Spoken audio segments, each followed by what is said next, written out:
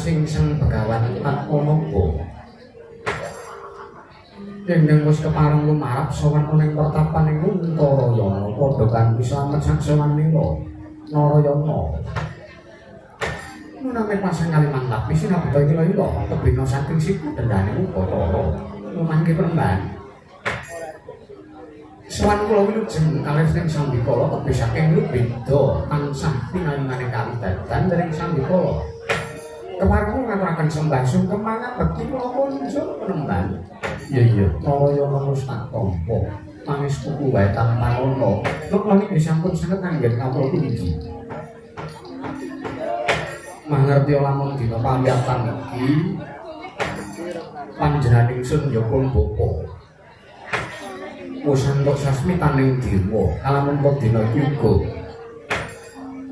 pepes penging kodrat pun bapa ing Narayana kedua masrake apa kang dadi titipaning para dewa ya apa ing sakwene iki wis tak gawa minangka wujud tanggung jawab ing pinasrake saka ngarsaning dewa ana ngarsaning pun bapa nggih Narayana banjur apa tanggung jawab ingkang katitipake naya samono bakal tak pasrahke ana ngarsamu ing ora ya kejaba ya mung pusaka telu cacah ingkang sepisan wujuding Sekar Cangkok Wijaya Mulya ingkang kaping pindho kengaran Senjata Caka banjur kengaran Panah Kyai Kesawa Narayana uruhanamu pusaka katelu niku bakal tak pasrahke ana ngarsamu merga ya wis iki wancine pun bapa ora menang garbeki pusaka iku nanging wis iki wancine jeneng para Narayana ing keduga kuat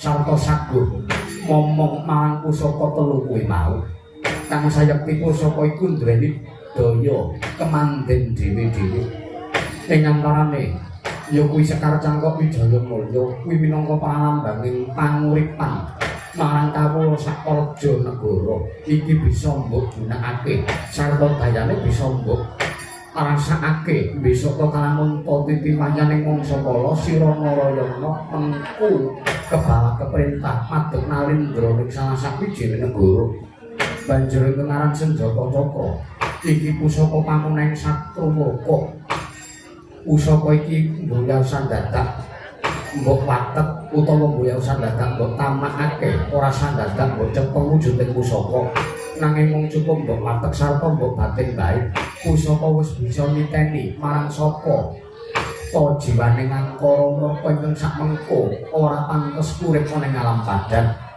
sabanjure ingkang pungkasan kengaran Panah Kyai Kesawa dayane Panah Kyai Kesawa iki kalamun tosi ninggol bidore sakmengko Atmajaku kinasih ya putra sesmaku Narayana kedua bakal bisa matek aji Triwikrama mulya dadi wujuding raseksa Brahala sak gunung pranakan gedhene mekaten Bapa Wrendan iya mangko ngaturaken panuwun ing tanpa windan malah sak mangke sampun dados prasetyanipun ingkang abdi ingkang putra pun Narayana dalah menika ingkang kula antu-antu Bijang napa kula pikantuk kasil sarta kula pikantuk bebungah pikantuk ganjaran anggenipun kula sadangunipun suwita wonten ngarsa paduka sampun namita ing pertapan Kuntarayana nggih Bapa Penemban Padmanaba sampun dados prasetya tuwin anteping tekad manah kula Bapa Penemban menawi sampun pikantuk kasil sarta ganjaran sakmangke kula badhe langkung tetep anggen kula ngupadi ngegulang dhateng ilmu kasudendyan lan sak manunggalanipun nanging mengko dhisik aja kadhakake kajuran manapa kadiparan sadurunge tak jlentrehi ingkang luwih akeh kejaba pusaka telu ingkang wis bakal ndak pasrahake iki mengko Sang Hyang Wisnu ya Sang Hyang Suman iku kengaran dewaning katentreman ya dewaning kabagyan panjenengane wis manitis ana ing jagat iki wis marambah makaping-kaping nitis wiwit jaman Medang Pura yaiku nalika ngruwat Murwangala mapan ana ing taun 201 banjur dadi bocah bajang angon banteng nulya dadi brahmana pestu nelusur Medang Kamulan loro jejuluk Prabu Brabirawaka banjur dilih Purwacarita siji jejuluk Prabu Sri Mahabudha Kresna sabanjure Sang Hyang Bathara Wisnu nitis ning Narendra Pakukuhan yaiku Prabu Sri Mahapunggung ya Prabu Kanu sabanjure nitis maneh ning tanah Hindu peparep Brahmana Wiwana Matara sabanjure nitis maneh ning Medang Kamulan papat yaiku Prabu Setmata banjur kemantu Prabone Prabu Palindriya apa ning Gunung Candrageni ya Harga Merapi nulya tapa wis sampun 20 taun sinaraya dewa nyerenake Prabu Watugunung sabanjure durung purna jejibane Sang Hyang Wisnu nitis Medang Kamulan papat dumunung ing tlatah Kendal jejuluk Prabu Wisnupati durung purna kewajibane nitis maneh ana ngersaning Sang Prabu Arjuna Sasa banjur nitis maneh ana ing Sang Prabu Rama Wijaya banjur sak mengko durung purna pecating Jangkara ngreke manji bab besok bakal ana Nalindra jejuluk Prabu Jayabaya ing pamenang. Sabanjure iku bakal nitis meneh ana ngarsane Prabu Angling Darma ing Malawapati. Banjur bakal nitis maneh marang Panjasmara Bangun ya Inu Kertapati ing Jenggala Manik telu jejuluk Prabu Surya Misena. Sabanjure sakliyanipun bapa wis njlentrehi marang apa to kang sejatine Sang Hyang Bathara Wisnu mestine jeneng para durung bungkap.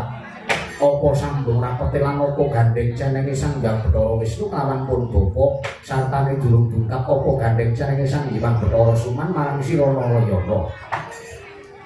Sejenging bakal tak jarwake marang sambung. Yen to sejatine sira Narayana kuwi dudu atmajane Demang Sagopa. Waduh, nyuwun manuten. Nyuwun manuten Bapak Reban. Teka paduka mari jam kados mekaten lha kok damel kagajotane manah. Kamangka kula ingkang ngrasaken piyambak. Wiwit kuncung ngantos gelung kula linaraken dening Biyung Sagopi. Nulya kula dipun ban dipun mong dening Bapak Sagopa. Ora mangkono sejatine kahanan. Sejatine sira kuwi anake ya atmajane Nata Mandura Sang Prabu Basudewa. Sejarahe sarta larah-larahe mangkene Prabu Basudewa kuwatir kalamun to bocah ingkang kinandhut dening Sang Dewi Maerah ya keng ibu kita iku sejati dudu atmajane Prabu Basudewa nanging kuat atmajane Prabu Gorawangsa ingkang saiki wis lair wis mapan ning Kadipaten Sengkapura yaiku Sang Adipati Kangsadewa dobleh kangsa Gus kuwi najan to mungsuh tumrap jeneng para nanging kuwi pepundhenmu kuwi nayaka negara Mandura. Kajengipun menika basa cangkrukan tiyang kang boten remen kanggo kangsa menika sebutanipun dobleh kangsa ngati. Ya wis sakarepmu Narayana. Kejaba kang sapa iku ingkang atmajane ya atmajane Prabu Basudewa ora mung sira Narayana nanging kadangku tuwa Patrasana sartane adimu Bratajaya iku uga atmajane Prabu Basudewa. Prabu Basudewa kuwatir lamun kangsa lair bakal ngancam marang uripmu. Mulya tanggape gati nalika kowe bocah telu isih cilik, kowe dititipake ana ngersaning Sang Demang Sagopa, kowe digula wentah. Pengangkah mung bakal disingetake aja ngasih Kangsadewa mangerteni yen to kedhak kuruning Prabu Basudewa mapan ning Widara Kandhang. Mangkono Narayana. Oh, ngaten. Lha edan menawi ngaten kula gleleng. Ya kena gleleng nanging aja ngasih jeneng para lali marang jati dirimu. Nggih, kula namung saged nampi mesti ning kodrat menawi ngaten. Bapak Sagopa menika tiyang sepuh sambung kula. Iya. Lajeng Kakang Udawa menika kadangmu Udawa kuwi sejati ya uga dudu atmajane Sagopa. Kuwi ya uga atmajane Prabu Basudewa. Katen iya nanging beda ibu kawan jeneng sira Narayana. Yen to jeneng kita kuwi atmajane Sang Dewi Maerah nanging yen to Udawa kuwi anak ingkang patutan kelawan sinden. Lah Kakang Udawa menika anak sinden to. Iya. Sinten? Lah ya sinden tengaran Sagopi ya Nyai Sagopi, ya tengaran Niken Sayuda. Sejarahe mangkene biyen nalika kraton negara Mandura iku nanggap kawitan ibune Udawa ya Nyai Sagopi ya Niken Sayuda iku ingkang ditanggap dening Sang Prabu Basudewa. Ya lumrah-lumrahe wong kampung duweni hawa, ya duweni hartane kanepson. Nulya kelumputan banjur tuwuh ya lair Udawa iku Narayana. Dadi Kakang Udawa iki bocah sing ora dikakake laire kan. Mestine mangkono nanging pun bapa ora wani mestani ngono. Mergo iku wadi. Nggih. Banjur sejarahe mergo rumangsa wirang Sang Prabu Basudewa nulya Demang Sagopa dipancangake marang Niken, ya Niken Sayuda iku mau. Supayane Udawa digawe kaya-kaya Udawa kuwi atmajane Demang Sagopa, kamangka kuwi atmajane Prabu Basudewa. Lah kok bapakku ki ya licik jebule. ana sing ngetengi dheke kok terus diawoke wong liya iki lho wajan. Wis ora kena mestani kaya ngono. Prabu Basudewa ki Sudarmamu. Piye namung kunjang kok apa Mbak? Iya. Banjur ingkang pungkasan aja kadhe ati kajeron manampa. Kados pundi? Sayektipun bapa njlentrehke kabeh iki. Ya kabeh wis pun bapa njlentrehake iki sayekti. Oleh-olehane jeneng para suwita ngersaning Pandhita Muntarayana Begawan Padmanaba. Nuwun sewu. Padha-padha kemarin jamu katen wis telas tulise Sang Begawan Padmanaba. Dina iki pesthi ning kodrat panjenenganing ingsun kedunga manjing manites ana ing nganggamu Narayana. Kunjang kanjeng awit katon lir kencang ing alis risang mawe kandrung. Sabaran kaglawa moyak mayek saking asmalewa saking asmalewa kagak sira risan Narayana.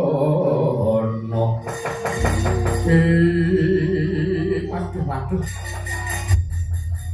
Sejati kula rumas dereng tutuk dereng tuntas anggen kula muwadi ngelmu wonten ngarsa pandhuku Sang Bapa Penemban Padmanaba nanging kepiye maneh. Gandeng kabeh iki wis pinesti kodrat mula ta diake. Mongakno lawang batin Munarayana pun Bapa bakal mandhing sajengana ing anggamu ngemong marang jagatmu ngupadi kaswargan anyar Narayana. Ngestaken dawuh Bapa kasumanggahan Bapa.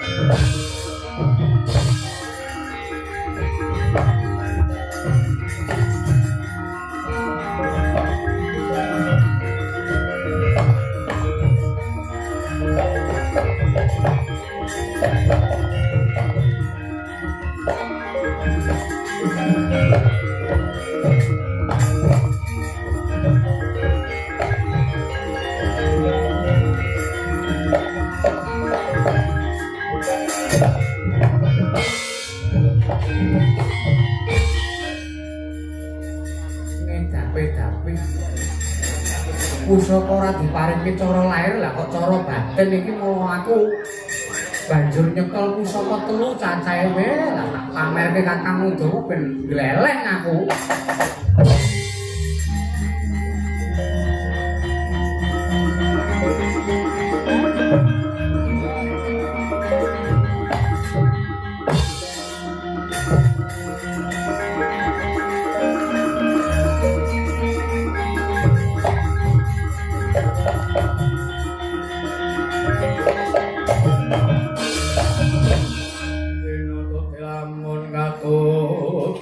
Lamun wangsa prawiya tiktaya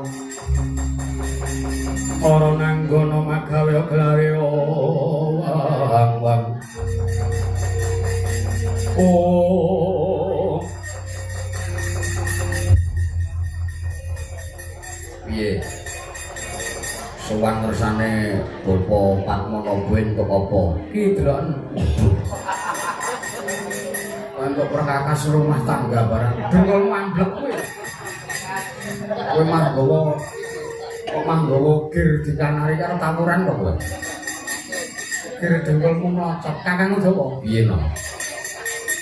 Iki pusaka ora pusaka bae-bae. Iki wujude panah iki aran panah Kyai Kesawa. Kuwi nggo ngopo kuwi? yen bedane tak senggol iki mampane ning Kanjeng Gelung. Mengko aku iso matek aji mantran Triwikrama, aku iso dadi gedhe. Wah, aku tak nyileh, aku kuwi angel gedhe. Isih enom kok ya wis sambat angel gedhe lho kakangku Dawa. Mesake bojone sesuk bisa. Omongan sing ora-ora. Sing delok ora ngomong sepuh-sepuh, cah cilik-cilik delok kabeh, seneng wayang kabeh, wong ngawani cuma anak klapuk isi ora. Iya, sorry.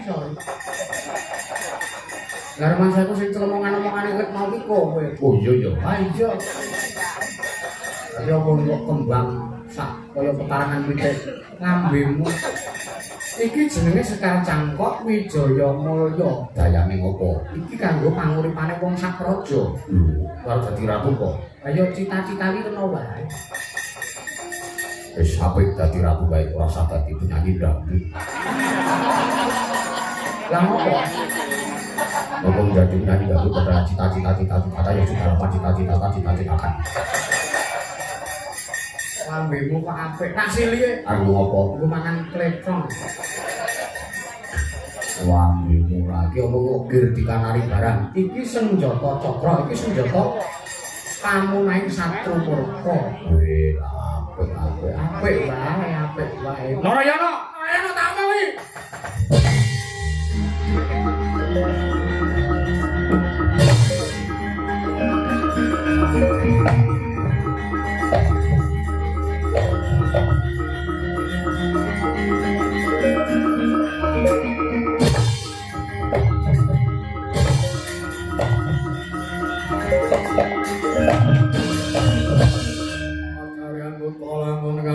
Sangge kawi sanggeni moyo Wisnu Pradendo. Oh Narayana, kula wonten jawuh Kakang Mas. Aku entuk kawruh anyar. Kawruh enggal napa? Aku karo kowe kuwi dudu anake Bapak Sagomo. Loh, lajengan majanipun sinten? Aku karo kowe kuwi majane Nata Mandura Prabu Basudewa. Ora gleleng.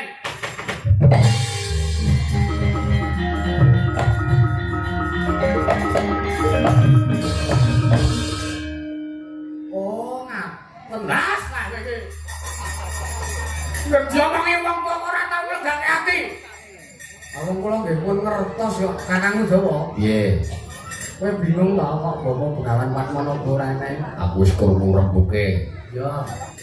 Kowe iki anake Prabu Basudewa. Aku iki anake Prabu Basudewa. Mung tekne mbokku kudu dewi marang mbokku niken.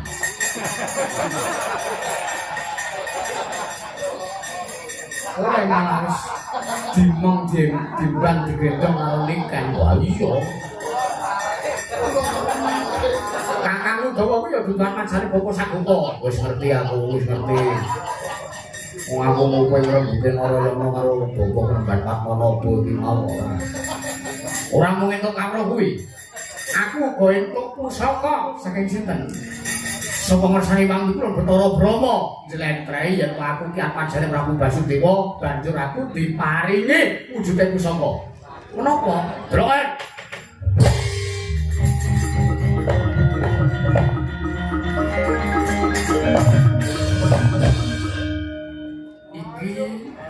Senjata pusaka wiragat aran Kyai Alugara.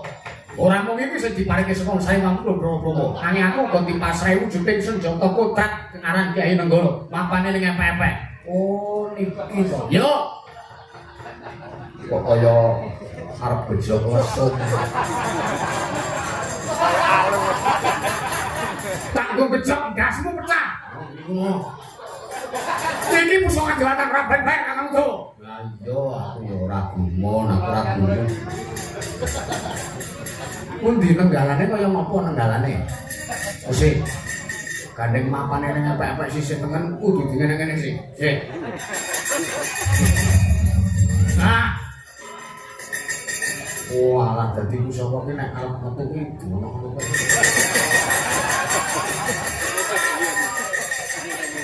Sampluk mencelat lho kowe ora. Omongane kok ngoyo ora. Iki Kyai Lenggala. Iki. Kula pun ngertos. Ayo. Nami sampun sami mangertosi bilih kula panjenengan kaliyan Kakang Udawa kaliyan Nyai Bratajaya menika sanes nang majalipun Bapa Sanggopa. Ha inggih kados pundi seranganipun? Aku krana krungu ana rembugan. Krungu kabar. Pripun? Krungu kabar yen sakmengkoning Sengkapura ana lelakon adon-adon menungso. Mekaten iya. Malah ayo sadurunge tumuju ning Sengkapura nyekseni wong adon-adon sing dianake karo Doblek Pangsa Dewa. Ayo bali nyang Midara Kandang sik. Matur apa kang dadi satining lakon urusaning Bapa Sanggopa? Ngaten monggo kula dherekaken. Sik aja do budal sik. Piye meneh iki tuwekan siji kang ngopo ki? Aku mau budal nek iringane Udu Mars PKK aku kok gak budal. Kowe iki ora lumrah wong aku karo kowe karo Kakang Mas Kokrasana Ki Atmaja Nalendra. Arep wae. Kan Maja Ratu ora tata batin, tata lahir awake dhewe iki gedhe bual. Ora ayo. Ndak ibu-ibu ora karenan penggalian ora dipoke lagune. Ya wis nek anu tak dherake ayo. Monggo Kakang Mas Kokrasana, monggo kula dherekaken. Ayo tak dherake. Pamondhon Pabya keluarga berencana hidup jaya PKK.